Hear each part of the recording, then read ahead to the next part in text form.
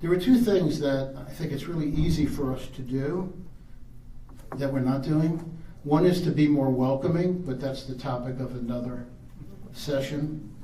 And the second is to constantly acknowledge and appreciate the work that each of us does in our congregations. And the smaller the acknowledgement, the more valuable it is.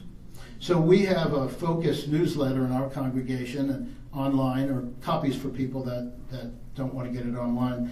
And what I'll do is I get it online, and I'll make a cup of tea and settle into my easy chair to read my focus. I don't live a very exciting life. And I'll have a pen and paper. And as I go through the focus, I'll write down the names of those people in the congregation who are being acknowledged in the focus. And then I will either email them, or if I'm going to be there the following Sunday, I'll seek them out and acknowledge them for what they did. And the smaller the acknowledgement, the more powerful it is. So it means noticing what members of the congregation are doing and going up to them and saying, I saw what you did, and I appreciate it. That and being welcoming are the two easiest things we can do that I think can help to transform our congregations. So let me get even more concrete. Here are some suggested strategies for recruiting and retaining volunteers.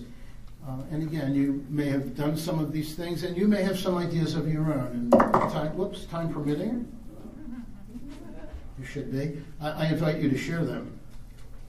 So here's one idea. Test the waters with a one-time commitment, otherwise known as first serve. A first serve is where prospective volunteers are allowed to test drive a service opportunity with no strings attached.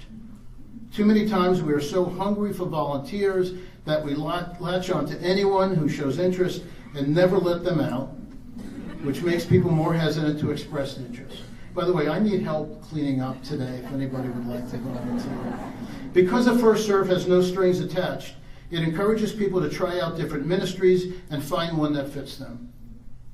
The first rule of a first serve is that there can be no pressure to join the team. And you need to tell your members that this rule is in place. A first serve is just a taste. If they like it, they can come back. If not, they can try something else. It's no big deal.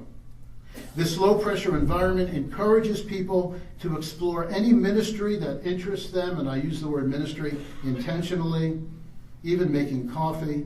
The more ministries they try out, the more likely they'll find the perfect place to serve. This makes them happier in their work, and more willing to continue volunteering. Secondly, make sure that the congregation knows that volunteers are needed. This might seem kind of silly, but sometimes we take it for granted that the congregation knows that we need help. Letting members know what you would do if you had more volunteers and more leaders, so that they contrast the present situation with a future dream, rather than assuming that everything is working and that if they're not being asked for help, everything must be okay. Advertise areas that need more volunteers. You can do this verbally. You can have a volunteer fair. You can send emails. You can post these on your website. You could try skywriting. It worked in a couple of congregations. And then start a connection desk. This is a central place where people can get information on small groups, learn about serving opportunities, and basically do anything else related to connecting into the body of the church. At the end of every service, they invite anyone who's new and interested in getting connected to stop by. Because they mention the connection desk in every service, people hear about it the first time they come. And it is important at least to reach out to first-time or second-time or third-time guests. Because, and this is interesting, there's a small window when people are willing to work at getting connected. If people don't know other people in the church, they may volunteer in order to make those connections. But if they get connected enough before they volunteer, then they don't have the motivation to volunteer in order to get connected. So there's that window in between where we need to reach them. Here are some more strategies. Empower members to do their own recruitment. Have a small core of volunteers extend out a bit into their networks to ask their friends and the people who sit near them during church to participate. Your friend may need help to develop a rap and an ask, but we found that the personal ask from a fellow person in the pew can work really well. In many congregations, we have nominating committees, and the nominating committees are also responsible for finding members of committees. Let the committee find their own members. The nominating committee has enough to do finding board members and other elected officials. Recruit mini recruiters. I don't mean little people. I mean get your friendliest, most involved people involved in bringing in new folks.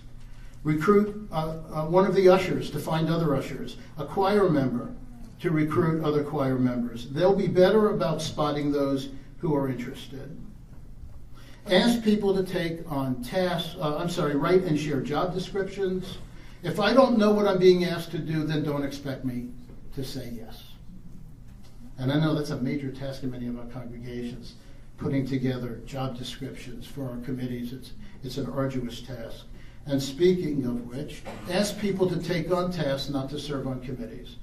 Committees as a word is starting to go on the way out. We talk about task forces, we talk about teams, we ask people to take on tasks. The only committees you should have are standing committees that have to meet on a regular basis, or research committees that research an area and then make a recommendation to the congregation, who then find people to take on the tasks. If you must have committees, impose term limits. I know a lot of congregations where someone's been the worship committee for the last 34 years. Nobody can get rid of that person. And consider having committee heads elected by the congregation.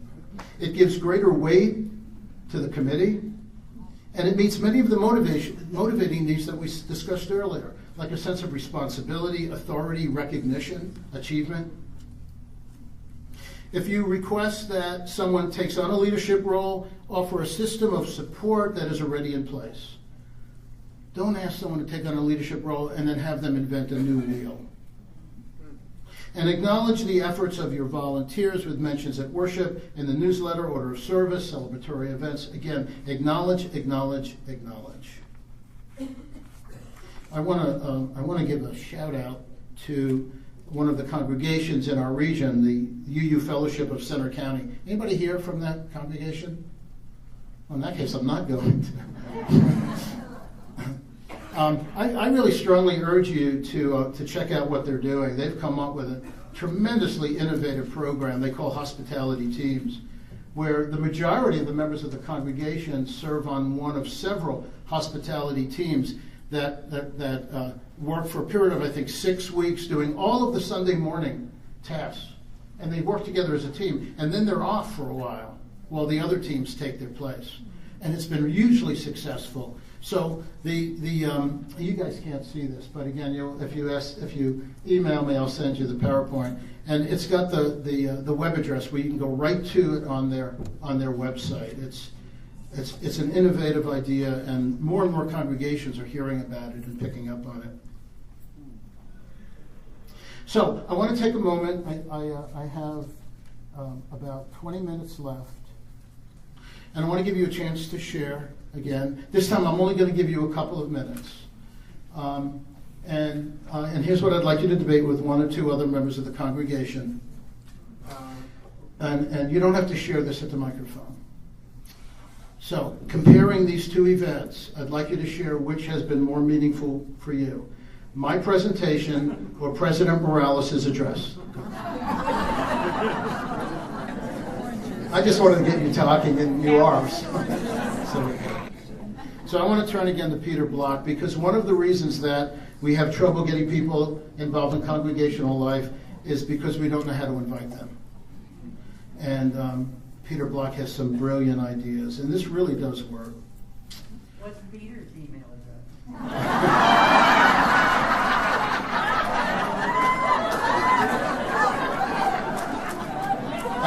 I should have said this earlier, but I do the jokes.